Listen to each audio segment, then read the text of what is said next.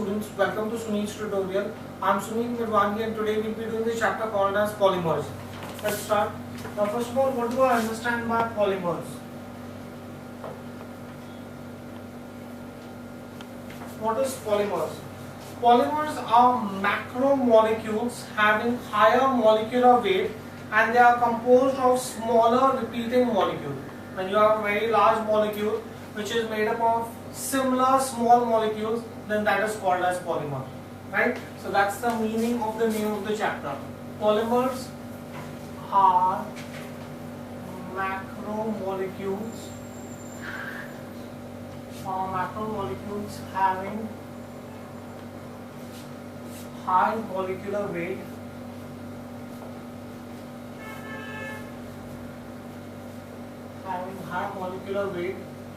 and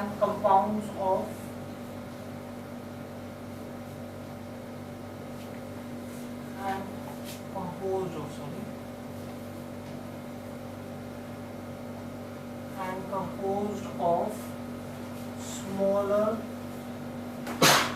repeating units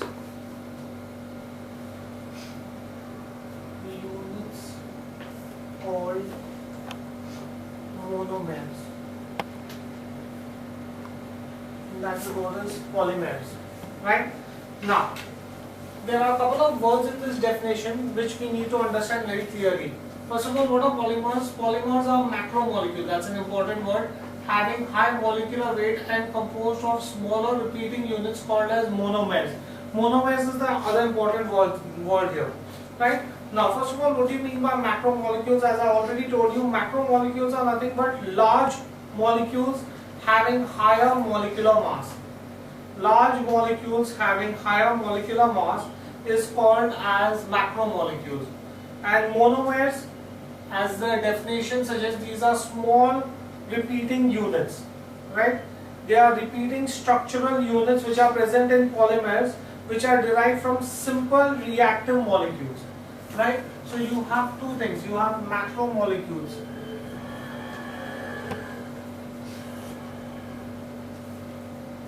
What are macromolecules? Macromolecules are large molecules having high molar mass. That's the meaning of the word macromolecules. Right?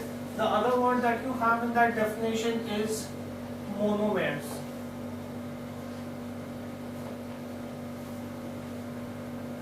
Monomers, the repeating structural units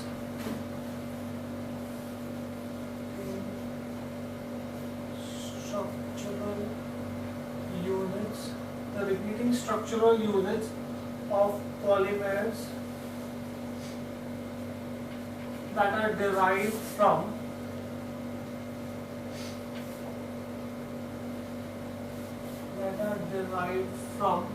simple reactive molecules.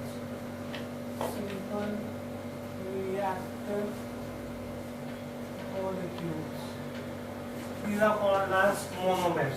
Right? So the small molecular structures, many small molecular structures join together to form a big molecule. These small molecular structures are called as monomers, and when they join together, that is a macromolecule. Right? Do we get this in clear? So polymers are nothing but macromolecules. Okay. Now, what is polymerization?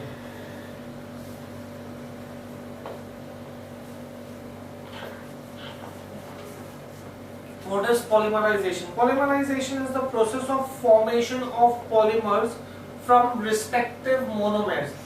Right? A process in which I join many monomers to form a macromolecule or to form a polymer. That process is called as polymerization. When many small molecules are joined together to form one big long molecule, then that process is called as polymerization. So polymerization, the process of formation of polymers from the respective monomers. right? That process is called as polymerization. Fine, do you get this thing here? Okay, next let's move on ahead. How do I classify polymers?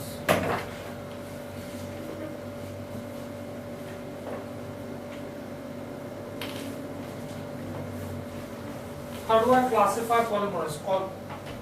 Polymers are classified into three types. They are classified into natural polymers, they are classified into semi-synthetic polymers, and they are classified into synthetic polymers. Now, what are natural polymers? These are those polymers that are found in plants and animals. Polymers which are found, large molecules found in plants and animals, are called as natural polymers, right? Semi-synthetic polymers, cellulose derivative of rayon or cellulose acetate, are called as semi-synthetic polymers. You can see this in detail. And synthetic polymers, you have different synthetic polymers like polythene, your plastic bags, synthetic fibers, that is nylon 6 and nylon 6,6, your toothbrush bristles, those are synthetic polymers, right? Rubber is a synthetic polymer. You can have natural rubber and you can have artificial rubber, and that artificial rubber is synthetic polymer. So when you classify polymers, polymers are classified into three types. You have natural polymers, then you have semi-synthetic polymers,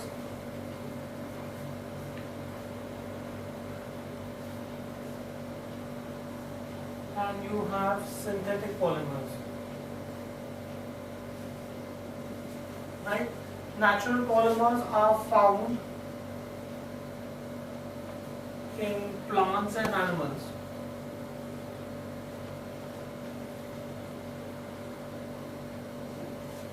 Right? For example, protein, cellulose, starch, these are all examples of natural polymers. Right? Example, proteins, starch, cellulose. Right? These are natural polymers. Semi-synthetic polymers, cellulose, when I combine it with something else, you will get a derivative of cellulose. Right? The natural polymer cellulose, when it is combined with some another molecule, then what you get is a derivative of cellulose, and that is called as semi-synthetic polymer. Right? So these are cellulose derivatives. Cellulose derivatives. Right? Example you can have is cellulose acetate.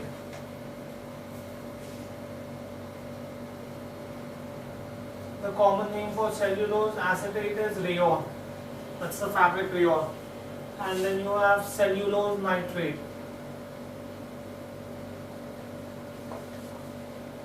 These are semi-synthetic polymers. Then you have synthetic polymers. Synthetic polymers are purely prepared in lab. They are prepared by the process of polymerization, and common examples of them, you straight away have examples.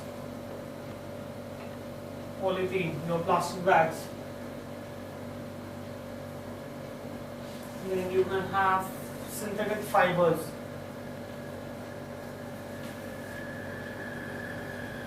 As I told you, nylon 6 and nylon 6,6, your toothbrush bristles, your fishing nets, the thread that fishing nets is made up of, that's a synthetic fiber.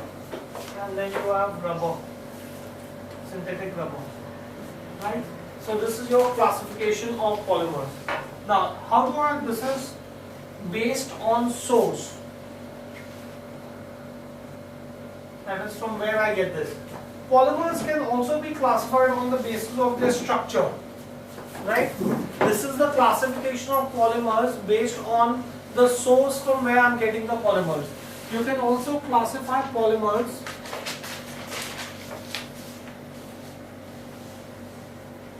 on the basis of their structure. Right? On the basis of structure, you have, say, about 5 different types of polymers.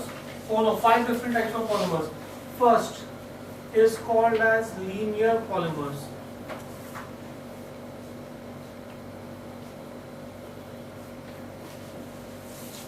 Linear polymers, as the name suggests, these are straight long chain polymers. The name exactly tells you what they are. Linear, straight, long chain polymers, right? So they consist of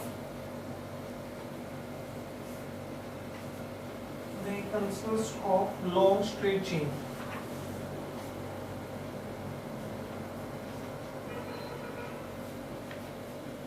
Example, polythene and polyvinyl chloride. Polyvinyl chloride. I'll show you how they look like and how they are made. For example, if I have n number of molecules of ethene, two carbon atom, ENE, double bond, CH2, right? When I have n number of molecules of ethene, now ethene is a monomer. Remember in the beginning I explained to you what is monomer? Monomers are those repeating structures that you will have, right? When I subject this to polymerization,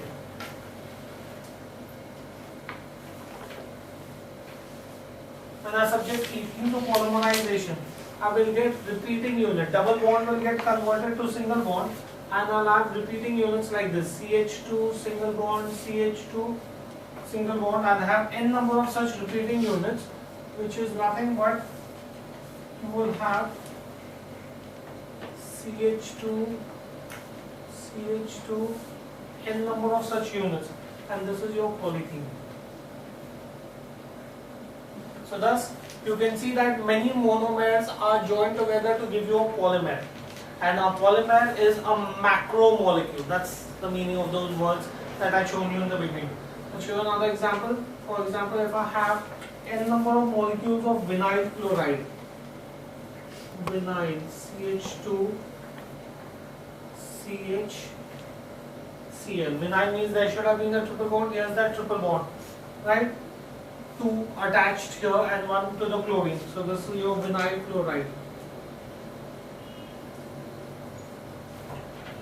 This here forms your monomer, right? Subject this to polymerization.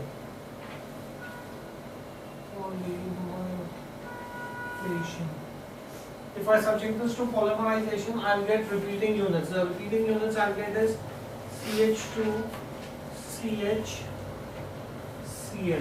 I'll get n number of units like this. So what I will get is I will get n number of units of CH2, CH, Cl, right? Right? And this is your polyvinyl chloride, PVC, which is called, right? So these are all straight chain or linear polymers. Fine, do we get this thing clear? Next, the next classification on the basis of structure is branched chain polymers.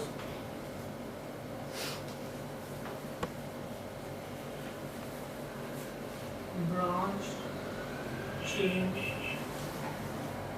polymers. Branched chain polymers. They consist of linear chains having some branch. They consist, as the name suggests, they consist of linear chain having some branch. Right? So they consist of linear chain having some branch. Now, example of this is low density polythene.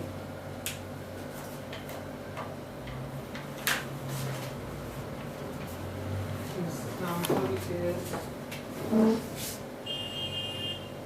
low density polythene, LDP. That's your branched polymer. I'll show you how it looks like. Suppose if I have n number of molecules of propylene, that is CH3, CH, CH2. This is 3 carbon atom, right? Double bond, therefore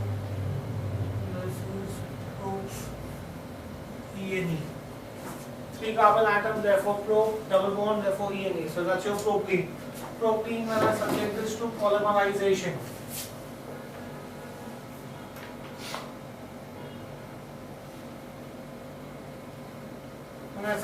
polymerization, I'll get repeating units. The repeating units I'll get is CH, CH2, CH3. Here you can see you have a carbon atom in the branch. And that's the reason why they are called as branch chain polymers. This is the repeating unit which will combine together to give you n number of molecules of this. So CH, CH3, CH2, n number of molecules. This is polypropylene.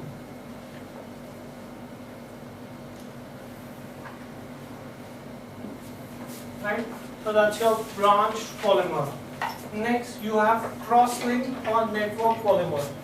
The third is cross-linked or network polymers.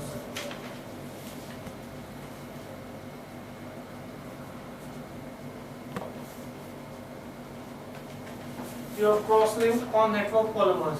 Now these are formed from bifunctional or trifunctional monomers containing strong covalent bond between linear polymers. I'll show you this. These are rather complex structures. They are formed. I'll show you with the. I'll explain with the help of an example. They are formed from bifunctional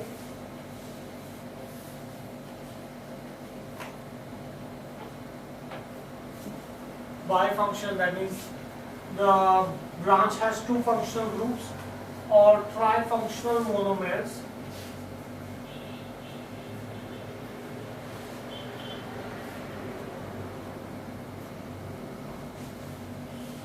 containing. So if I have a branch which has two functional groups or three functional groups and has strong covalent bonds,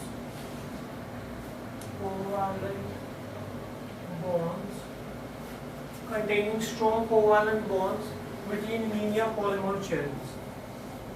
Linear polymer chains. Right?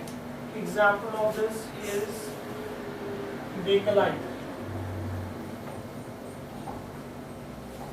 Another example of this is melamine. That's your unbreakable plates that you use at your place. Right? Now, let's show you. I'm just going to show you the bonds. This is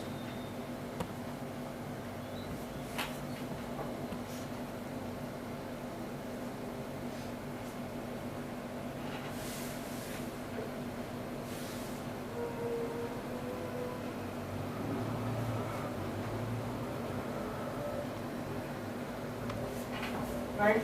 Say this is your bond structure. All this will start with, say this will be CH3, CH2, CH2, CH, CH3, CH2. So all those vertices that you have, either you'll have CH3 or CH2 structure. This is called as CIS 1,4 polysopropyne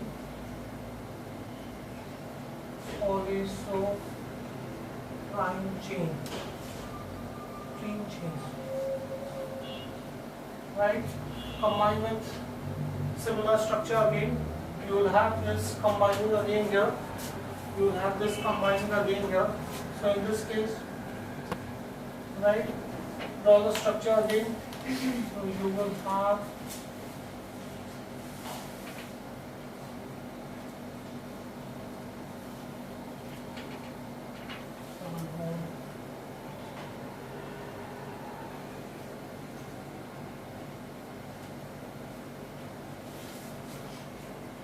only that I'm drawing it in reverse order.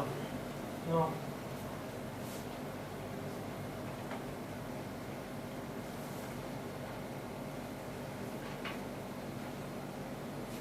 Right?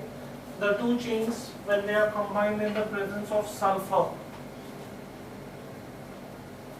you will have sulfur joining the two chains, and that will be your vulcanized rubber.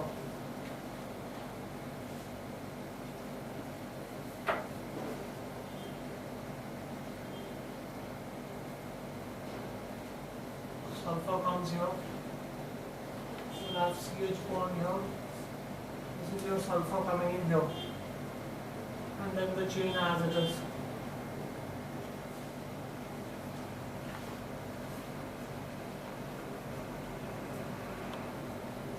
The remaining chain as it is. At that particular point you will have sulfur joining with another sulfur.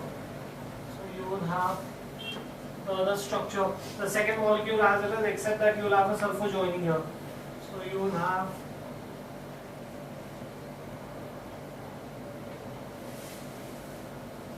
here you will have a sulfur joining.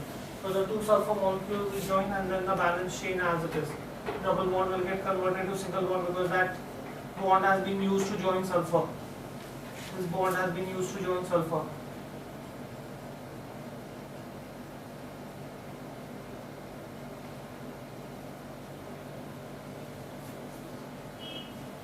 Right?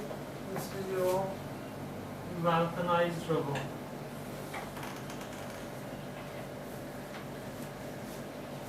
So these are called as cross-linked or network polymers. Next, let's classify polymers on the basis of polymerization. This is the classified polymers.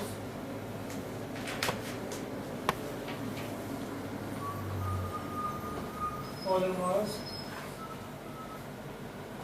on polymerization.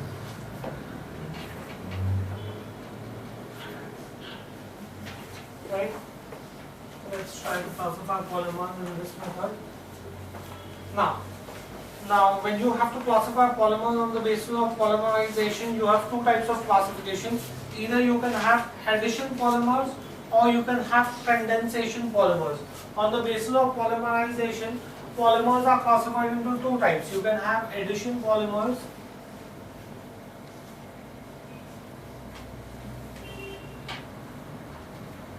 Now, what are addition polymers? These are obtained by repetitive units of monomers. Remember, right in the beginning I gave you the definition of monomers. So when you have many monomers joined together, then that is called as addition polymers. So these are obtained by addition of repeated units of monomer. Repeated units of monomers. So these are obtained by addition of repeated units of monomers, right? Now, another thing that you have to understand here is that the monomer that is used has to be unsaturated hydrocarbon or its derivative, right? This is for your understanding. You may have this in CET, that will this form an addition polymer or no? For addition polymer, you should have an unsaturated hydrocarbon. I'll give you this note. Monomers must be unsaturated. I hope you all know what is unsaturated, double or triple bond, hydrocarbon or its derivative. Or its derivative. Right? So those are addition polymers. Let's show you that a few examples. Let's assume that you have vinyl cyanide. If I have n number of molecules of vinyl cyanide, CH2, CH, Cn, double bond. So this is your unsaturated hydrocarbon. Subject this to polymerization.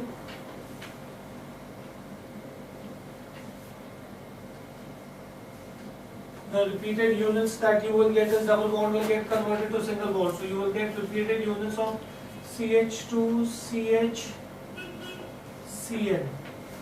Right? That's the repeated unit that you will get, which will result in the formation of CH2, CH, Cn, n number of molecules of this.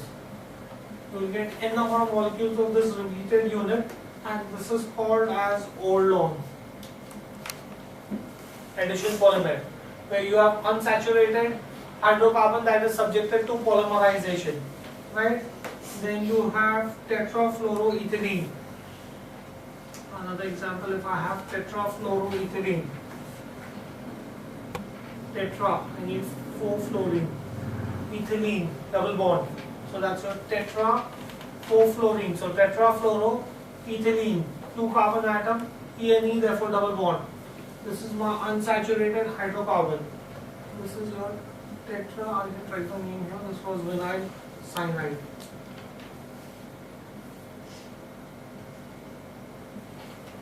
This is tetrafluoro.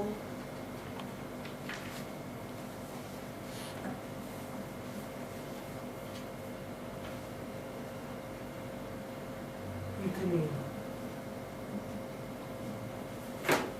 Subjected to polymerization.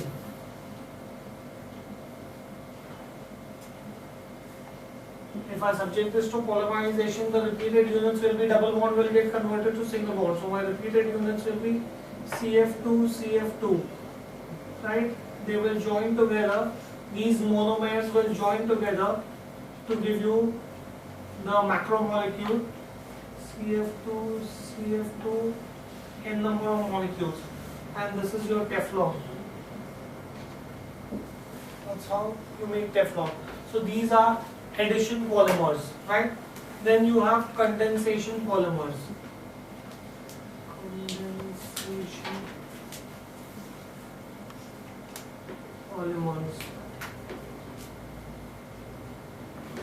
Right, what are condensation polymers? These are obtained by repeated condensation reaction between 2 bifunctional or trifunctional monomeric units, right? When you have, if I have 2 functional groups or 3 functional groups, if I have repeated addition of them, then what I will get will be condensation polymers. Your nylon, that's your fishing nets, or your bristles of toothbrush, they are made up of condensation polymers, right? These are obtained by repeated condensation.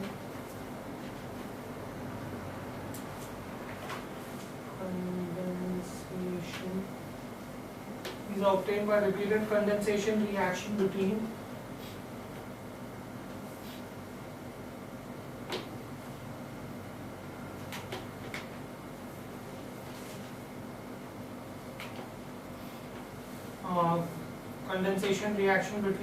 two different bifunctional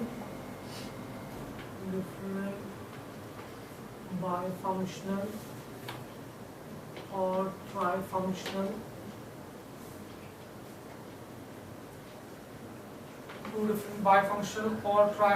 monomeric units.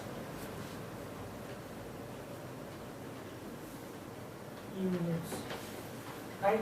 Those are condensation polymers. Example: nylon 6,6 is formed by condensation. We'll see this preparation a little later.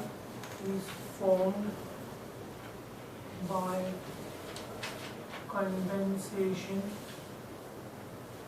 of hexamethylene diamine. Hexamethylene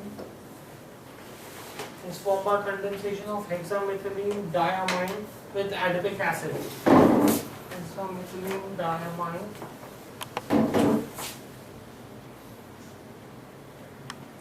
with adipic acid. So those are condensation polymers. So that's how you would classify polymers on the basis of polymerization. Next, you can also classify polymers on the basis of their molecular forces. Classify polymers on the basis of molecular forces. That's another method for classifying polymers, right? Now, molecular forces. First of all, do you understand what are molecular forces? Molecular forces, there could be 2 types of molecular forces. either you could have a strong bond of hydrogen bonding strong forces, or you could have a weak van der Waals force. These are the two forces on the basis of which I am going to classify them. You want me to explain to you what are molecular forces? Molecular forces.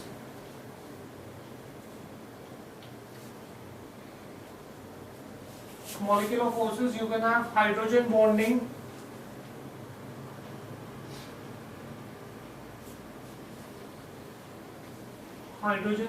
strong forces, or you can have van der Waals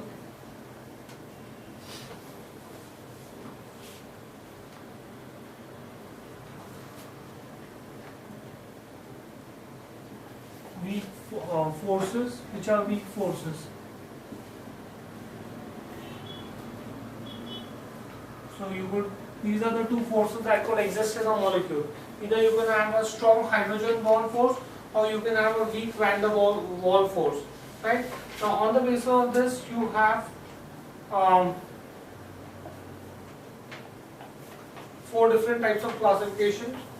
First, you can have elastomers.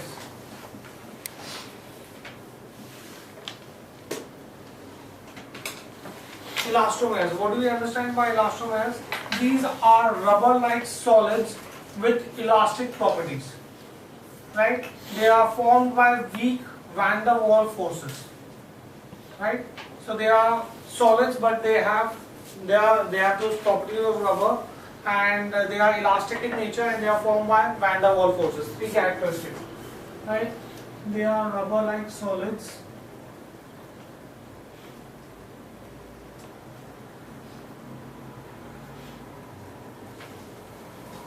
Rubber-like solids with elastic properties. Containing the weakest van der Waals forces.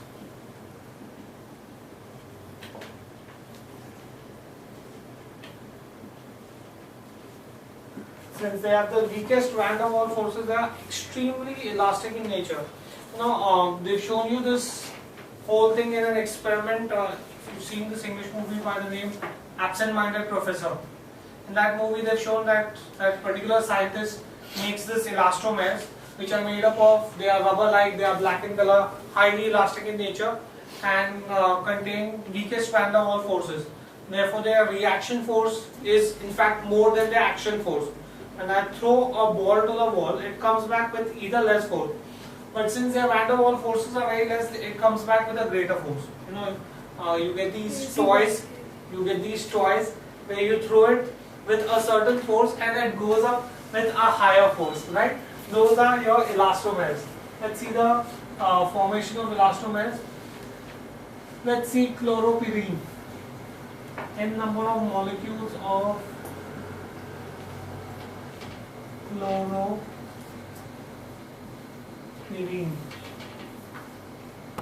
This is chloropyrene.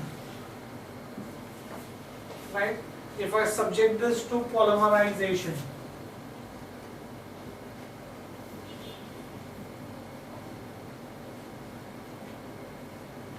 I'll have repeating units. So what will your repeating units be?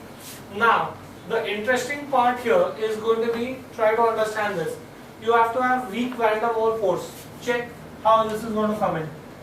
CH2, single bond C, chlorine here as it is. You will get a double bond here, which will be your CH, and then you will have CH2 single bond. So that double bond there, the second bond which is formed between the carbon and the carbon there, is your weak van der Waals force, and these repeating units will combine together to form n number of molecules.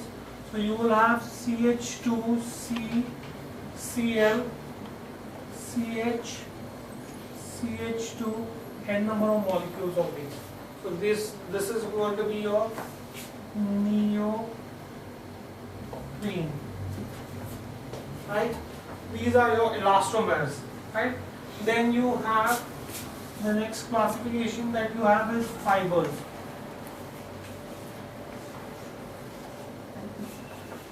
Based on molecular forces, the second method to classify polymers is using fibers. These are polymers having strong intermolecular forces like hydrogen bonds. There you have weak intermolecular forces, here you will have strong intermolecular forces, right? They are polymers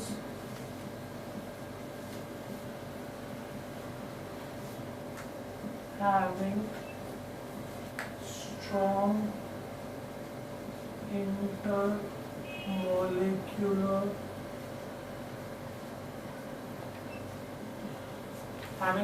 intermolecular forces like hydrogen bonding. Example of this is nylon and terylene.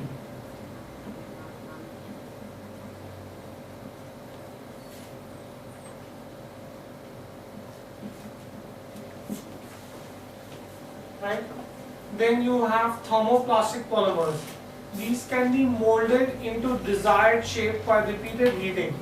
These polymers possess intermolecular forces of attraction which is intermediate between elastomers and fibers. Fine, do we get this thing here?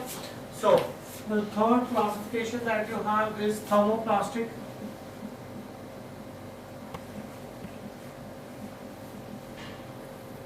polymers.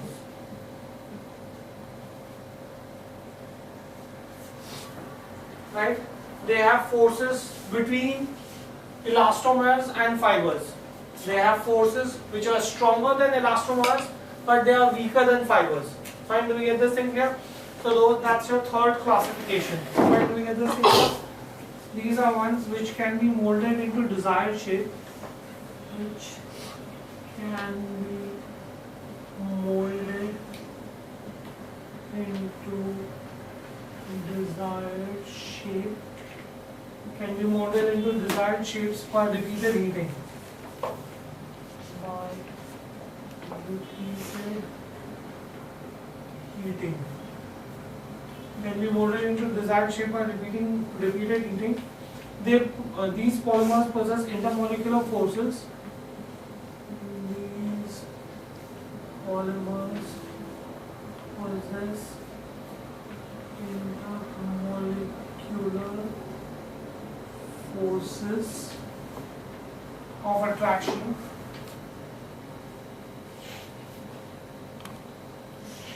intermediate between elastomers and fibers.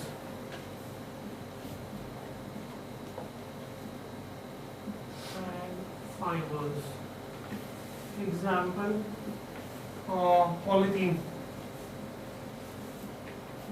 your plastic bags, PVC, polyvinyl chloride, right? And the last type of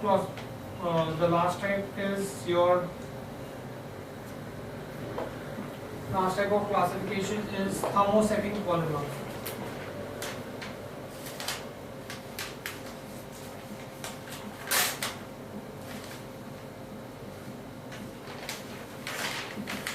What are thermosetting polymers? They cannot be softened on heating. These are those polymers which cannot be softened on heating. They cannot be softened on heating. Right? Example, bakelite.